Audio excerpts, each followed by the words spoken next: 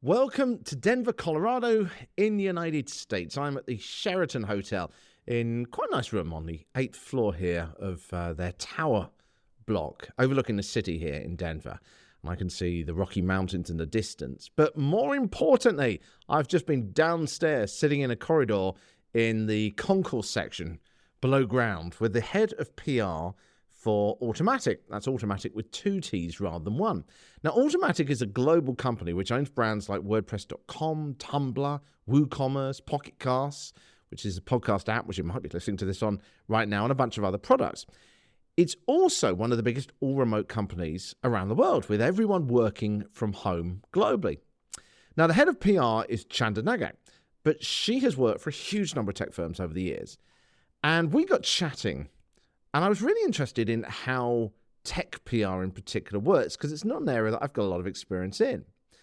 So we got chatting the other day, and then we met up again in the corridor downstairs. And as we started to chat, I thought, we've just got to record this. So she agreed to do a chat. So this is what we got. There were a lot of people about, so we had to talk quite quietly, which you're going to notice in the recording in a moment. But I think it was worth it. Now, full disclosure before I start this, I currently work for one of the companies within Automattic, which is why I was at this event. But this is a great little chat with a few of the interruptions that I've edited out. I would say the biggest difference are the crises that come up in tech, right? There's a lot of the crisis of big hacks and privacy and data. And then you have these megalomaniac leaders, Not mentioning any names. Not mentioning any names. But is this because journalists in the tech space are particularly looking for that? You know, in news, in politics, for me, it used to be very much they would look for anything to attack the politician, and it would often be nothing to do with policy. It would be something about their personal life, because that was an easy hit. So is it that tech journalists tend to be more for the where there has been a data breach? Is that kind of a standard story that they like to go for? Or I mean, what is it that makes that sort of story be so prominent in tech? Yeah, I think it goes back to one of the principles of news. If it bleeds, it leads. Yes. Right? Yeah. The more salacious a story, the more it'll hit. And it's salacious to get hacked. Something's hacked. Ooh. But really, it's usually somebody clicked on something wrong that came into their email, right? Like, Yeah. It's not really a hack. But people love to hear stories like that. So that's one, I think that's what it is. And then two, I think the tech industry is still fairly, not new, but a lot of these journalists grew up with tech. They watched it evolve, and so they feel emotionally connected to it.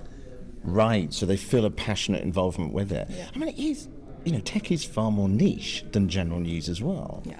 So presumably it's also a lot more detailed in terms of the content that you have to provide to journalists?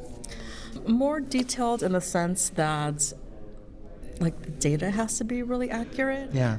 There's a lot of data in tech journalism. And they'll know their stuff. It's not Yes. like a general news reporter who's got the beat of doing everything. Right. Yeah. Right. It's not a he said, she said, but this is the law, and that's what you cross-reference against, right? Yeah. There's a lot of data, and you have to be accurate, and you have to be sure that your source is accurate.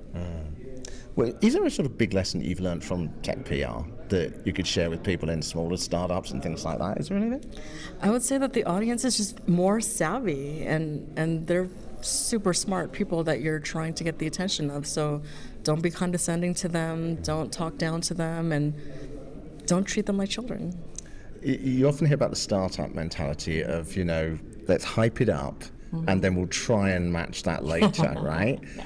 And it always seems to me, I've never done tech PR, but that always seems to me like a really dangerous trap, because there will be a journalist out there who will find the weakness in that, surely. Absolutely. And I try to never overhype something. I think it's a rookie mistake. I think that a good journalist will see right through it and call you out on it. So it's much rather to just be low key and just put your news out and not have too much hyperbole around the verbiage that you choose to describe your product. Yeah, so make it clear why it's great or why it's a story, because you've always got to do that anyway, but don't overhype it. Exactly. I've got to ask you about press releases, because I always find this fascinating on this show, because whenever I put out an episode with a title that has the word press release in it, it gets more listens. And yet when we were chatting the other day, you were like, well, I don't use press releases. And it's like, to me, they're a thing of the past as well. So I kind of got two questions for this. Number one, why do you think PR people are still so focused on the press release? And number two, how do you approach it now? Yeah, I think a lot of PR people, you probably get a lot of traffic on press releases because a lot of junior PR people are like, well, how do I do this right? Yes. Because there's a handful of people in their company that don't understand how press works. Yep. That are like, well, we need to put out a press release. Yes. Don't we? That's what you do in PR, Yeah, isn't that's it? what you do. Yeah. Isn't that what you do? Yeah. Isn't that how you get reporters' attention? Absolutely not. Reporters do not read press releases. When I was a reporter, I would use a press release to find the PR person's contact information, the quote, and just to make sure that I have clear what was going on. But if you are a company and you do the same thing on a blog post, it has more of an impact because as a human person, it's got a byline. I have seen journalists quote the blog post directly, and I think that has more impact than a press release. That's really interesting because as we're recording this, I've just had Ilana Stareva on who wrote a book about inbound PR. And the point she was making was that you need to set up your own news resource on the site, but don't write it for the public, your blog. You're actually writing it as a journalist resource so that once it hits the SEO, people come searching for more details about a story. They find it, they get the contact details, then you get on. So it's actually about getting journalists to come to you, just as you say there. So you think it is just because junior PR people feel that pressure to show some kind of result, and it's like, well, if I sent out 10 press releases this week, then I look like I've done my job. Yes. Is that it? Absolutely, because the tools that we use show how many headlines were published, were syndicated. Not they're published technically, but it's syndicated, but that's buried. They don't surface on any front page anywhere. It's all just buried on a website somewhere.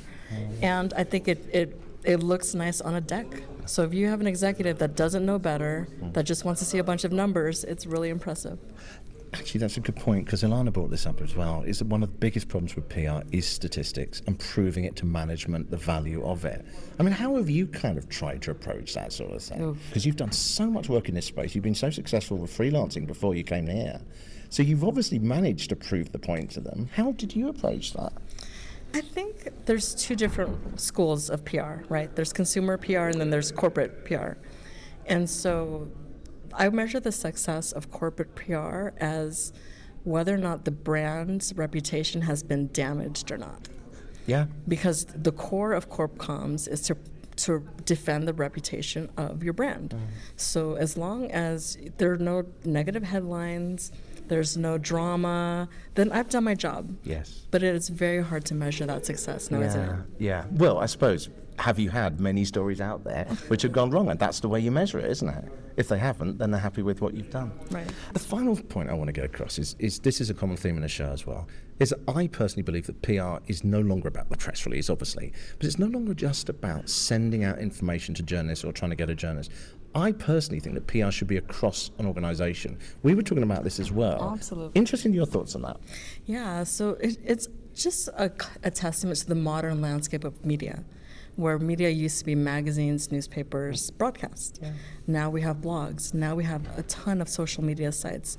So by extension, that is still public relations. It's just a different channel, and it's a more democratized channel, right? Anybody can write on social media and have an opinion. And to be honest with you, even if it's not accurate, it can win the hearts and minds of people. Yeah. And it spreads the virality of something. Is just it's hard to stop that. Yeah, I mean, everything we do in an organisation, whatever organisation you're in, is sending out a message. You can't not these days. You do something wrong in your customer support, and that can be magnified like it used to be a press release in the paper. Yeah. And it's the same thing. It is. And one thing I'll say about with the advent of social media is that you are your own brand, and you're an extension of the brand that you work for, right? Those are two things that you can't lose sight of. And I think that everything you say and do represents yourself and represents the organization that you work at.